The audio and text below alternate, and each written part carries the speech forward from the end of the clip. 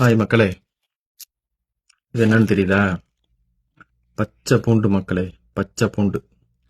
இந்த பச்சை பூண்டுக்கும் நம்மளோட இருதயத்துக்கும் பெரிய லெவல்ல தொடர்பு இருக்கு மக்களே. தயவுசெய்து இந்த பச்சை பூண்டை டெய்லி லைஃப்ல பச்சையா சாப்பிடுங்க. பச்சையா சாப்பிடும்போது இதுல இந்த இந்த பச்சை பூண்டை சொல்றதுக்கு முன்னாடி ஃபர்ஸ்ட் கார்டியாக் அரெஸ்ட்னா என்ன, ஹார்ட் அட்டாக்னா என்ன எக்ஸ்பிளைன் பண்ணிடுறேன். இது சாதாரண பேசிக்கான விஷயம் தான். இதுக்கு இது ரொம்ப பெரிய லெவலில் போய் படிக்கணும்னு அவசியம் இல்லை. அதாவது கார்டியாக் அரெஸ்ட்டுங்கிறது இருதய நிறுத்தம், electrical heart of the system. அதாவது கார்டியாக் அரெஸ்ட் அப்படிங்கிறது இருதயத்துக்கு போற மின்சார சப்ளை கட் ஆயிடுச்சுன்னா கார்டியாக் அரெஸ்ட் ஏற்படும். அதாவது இருதயம் லெப்டப்னு துடிக்கிறது ஸ்டாப் ஆயிடும்.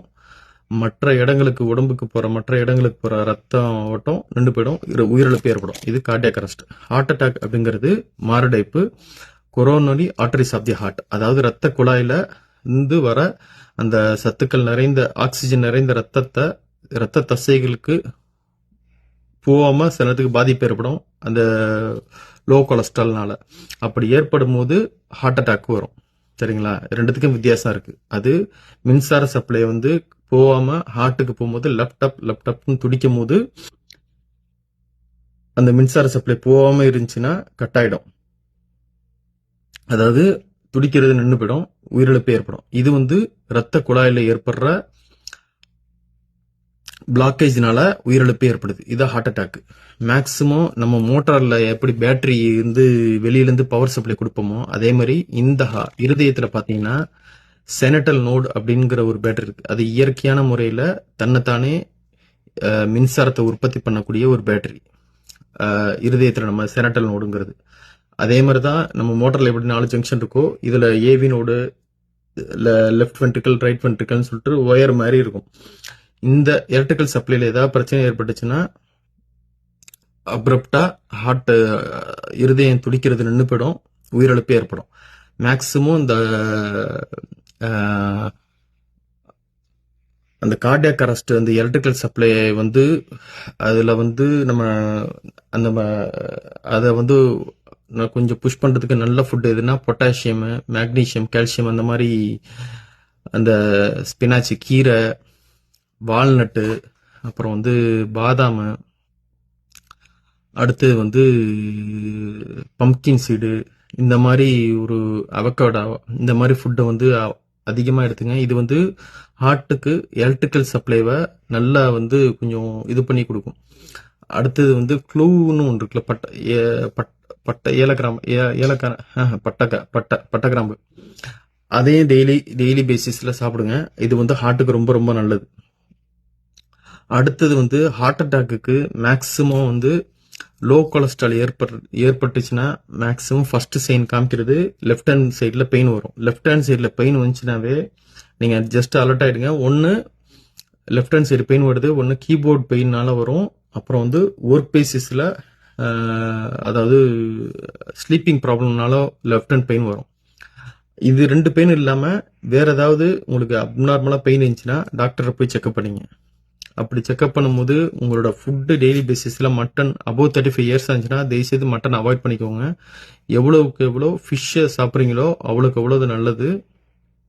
அது உங்களோட லோ கொலஸ்ட்ராலையும் குறைக்கும். இது எல்லாத்துக்கும் மேல இந்த இருக்கு பாருங்க பச்சை பூண்டு. தயவுசெய்து பச்சை பூண்டு வாங்கும் போது இந்த பச்சை பூண்டு கரெக்டான பூண்டா வாங்க. நல்லா இதை அமுத்தி பார்த்து நல்லா ஸ்ட்ராங்கா இருக்கணும் பூண்டு. இதுல ஸ்மெல் வரக்கூடாது. கொஞ்சம் சிலத்துக்கு இந்த பூண்டுல எல்லாம் பாத்தீங்கன்னு வச்சுக்கலாம் கருப்பா இருக்கும், அந்த மாதிரி ஒரு பச்சை கலர்ல எல்லாம் இருக்கும். அந்த மாதிரி இருந்துச்சுன்னா வாங்காதீங்க. பூண்டை டெய்லி பேசிஸ்ல பச்சையா சாப்பிடுங்க. அந்த பச்சையா சாப்பிட்றதுங்கிறது ரொம்ப கொடுமையான விஷயம். அந்த பச்சையா சாப்பிடும் போது அப்படியே அந்த நீங்களே ஃபீல் பண்ணலாம். அந்த தொண்டைக்குழியில இறங்கும் போது என்ன உடம்புல செய்யுது அப்படிங்கிறத ஃபீல் பண்ணலாம். அந்த பச்சை பூண்டை சாப்பிட்டீங்கன்னாவே அந்த லோ கொலஸ்ட்ரால் அப்படியே போயிடும் உங்களுக்கு. நீங்களே ஃபீல் பண்ணலாம். அது அந்த ஒரு 2 to 3 months அதை ட்ரை பண்ணி பாருங்களேன். யாராவது இருதய நோயாளிகளோ இல்லாட்டி 35 இயர்ஸ் ரொம்ப ஏதாவது போய் டெஸ்ட் எடுக்கிறதுக்கு பயந்துட்டு இருப்பாங்க, அவங்க எல்லாம் தயவுசெய்து இந்த மாதிரி டெய்லி பேசிஸ்ல பச்சை பூண்டை டெய்லி சாப்பிடுங்க. அடுத்தது பீட்ரூட்டு, போமோகிரானட்டு, இந்த மாதிரி விஷயங்களை சாப்பிடும் போது இருதய தசைகளுக்கும் ஹார்ட்டுக்கும் ரொம்ப ரொம்ப நல்லது. இது வந்து ஹார்ட் ரிலேட்டடா ஹார்ட் அட்டாக் வராமல் இருக்கிறதுக்கு மேக்ஸிமம் இந்த பச்சை பூண்டை டெய்லி பேசிஸில் சாப்பிடுவாங்க. இது வந்து மேக்ஸிமம் இருதயத்துக்கு நல்ல உணவுகள். இந்த ஃபர்ஸ்ட் பம்ப்கின் சீடு அந்த மாதிரி சொன்ன விஷயமும் இந்த உணவும் மேக்ஸிமம் இருதயத்துக்கு நல்ல உணவை தரக்கூடியது. அடுத்தது வந்து சில பேர் வந்து என்ன பண்ணுவாங்க, இசிஜி போய் எடுப்பாங்க. இசிஜி போய் ரிப்போர்ட் எடுத்துட்டு நார்மலாக இருக்குன்னு சொல்லிட்டு தெரிய வரும்.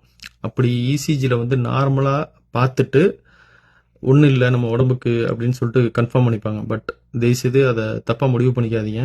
இசிஜியில் மேக்ஸிமம் ஹார்ட்டோட அந்த எலக்ட்ரிக்கல் அந்த பவர்ஸ் இதை பற்றி தான் மேக்ஸிமம் தெரியும். இசிஜியில் மைன்யூட் பிளாக்குங்கிறது தெரியாது. உங்கள் ஹார்ட்டில் மைன்யூட் பிளாக் இருக்கணும், மைன்யூட் பிளாக்கை பற்றி தெரியணும் அப்படின்னா சிடி ஸ்கேன் ஒன்று தான். சிடி ஸ்கேனில் இன்ச் பை இன்ச்சு தலைமுடியிலேருந்து டாப் இல்லை கால் பாதை வரை என்னென்ன இருக்கோ, உங்கள் பாடியில் என்னென்ன இருக்கோ எல்லாமே காட்டி கொடுத்துரும் சிடி ஸ்கேனில். தயவுசெய்து சிடி ஸ்கேன் எடுத்து பார்த்து உங்கள் உடம்புல என்னென்ன இருக்குன்னு கன்ஃபார்ம் பண்ணிக்கோங்க. சில பேர் என்ன பண்ணுவாங்க, இசிஜி நான் எடுத்து பார்த்தேன் அதில் நார்மலாக இருந்துச்சு, நான் சிடி ஸ்கேனை எடுத்து செக் பண்ணிக்கிட்டேன். இது லாஸ்ட் பட் நாட் லீஸ்ட் இந்த இருக்கு பாருங்க. இது வந்து சவுதியில் வாங்குற இந்த பிளாக் சீட் ஆயில். இதை ஒவ்வொருத்தரும் அபோவ் 30 இல்லாட்டி அபோவ் 25 இயர்ஸ் ஓல்டு உள்ளவங்க தயவு செய்து நாட்டு மருந்துகளில் இந்த இருக்கு பாருங்க, இந்த பிளாக் சீட் ஆயில் இருக்கு பார்த்தீங்களா. இந்த பிளாக் சீட் ஆயிலுங்கிறது ஜஸ்ட் லைக் தட் யாரோ இறைவனிட்டு வர ஒரு ஒரு ஒரு என்ன சொல்றது, ஒரு அற்புதமான ஒரு மருந்துன்னு சொல்லலாம். இந்த பிளாக் சீட் ஆயில் மரணத்தை தவிர எல்லாவற்றுக்கும் இதில் வந்து மருந்து இருக்கு அப்படின்னு சொல்லிட்டு ஒரு ஸ்பிரிச்சுவல் இது இருக்கு, ப்ராஃபட் முகமதோட வேர்ட்ஸ் இருக்கு. அதனால முடிஞ்ச லெவலுக்கு டெய்லி பேசிஸில் இதை ஒரு டீஸ்பூன் சாப்பிட்டு வாங்கினே. சாப்பிட்டு வரும்போது உங்களுக்கே வந்து ஒரு ஃபீல் தெரியும் இந்த உடம்புல என்ன நடக்குது அப்படின்னுங்கிறது. அதனால முடிஞ்ச லெவலுக்கு இருதயம் சார்ந்த விஷயங்களை பீட்ரூட்டு, பொமோகிரானட்டு, பம்ப்கின் சீடு, பாதாம், வால்நட்டு, கீரை, அடுத்தது வந்து அவகோடோ, அடுத்தது க்ளோவு, அந்த மாதிரி உணவுகளை தயவு செய்து அதிகமாக சாப்பிடுங்க. அது வந்து இருதயத்துக்கு ரொம்ப ரொம்ப நல்லது.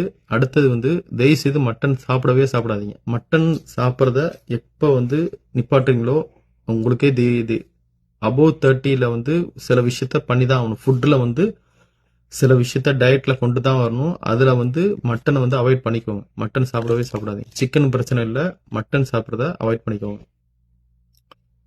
டாக்டர் செபின்னு ஒருத்தர் இருந்தார் ஒரு 10 வருஷத்துக்கு முன்னாடி. ஆப்பிரிக்காக்கார மாதிரி இருப்பார். அந்த டாக்டரை வந்து ஒரு போட்டு தள்ளிட்டாங்க. ஒரு மிஸ்ட்ரியான ஒரு மர்டரில் மிஸ்ட்ரியான ஒரு டெத்து. தயவுசெய்து கூகுளில் வந்து சர்ச் பண்ணி பாருங்க. அவரோட என்னென்ன பேசியிருக்காரு, என்னோட இதை ஃபுல் அண்ட் ஃபுல்லாக அவர் வந்து ஒரு பயோ வாரில் ஆக்சுவலி என்னன்னா ஒரு மனுஷனுக்கு தேவையான எல்லா கியூரும் அவர் வந்து உலகத்துக்கு தெரியப்படுத்திக்கிட்டு இருந்தாரு. பட் அன்ஃபார்ச்சுனேட்டாக அவங்க ஃபேமிலியே அவங்க பையனையும் ஜெயிலில் பிடிச்சி இப்போ வந்து ஜெயிலில் போட்டாங்க. பட் அவங்களோட வீடியோஸில் டாக்டர் செபியோட வீடியோஸ் பற்றி தயவுசெய்து டைம் கிடச்சா அவர் என்னென்ன ஃபுட்டு சொல்லியிருக்காருன்னு சொல்லிட்டு ரிசர்ச் பண்ணி சாப்பிடுங்க. அவரோட வீடியோஸ்லாம் அவர்கள்லாம் வந்து ஒரு மனித குலத்துக்கே வந்து ஒரு வரப்பிரசாதம் மாரி. மர்டரா இல்லை மிஸ்ட்ரியா செத்து போயிட்டார். தயவுசெய்து டைம் கிடச்சா அவரோட வீடியோஸை போய் பாருங்கள். வீடியோ பிடிச்சிருந்தா லைக் பண்ணுங்கள், ஷேர் பண்ணுங்கள், சப்ஸ்கிரைப் பண்ணுங்கள். Take care.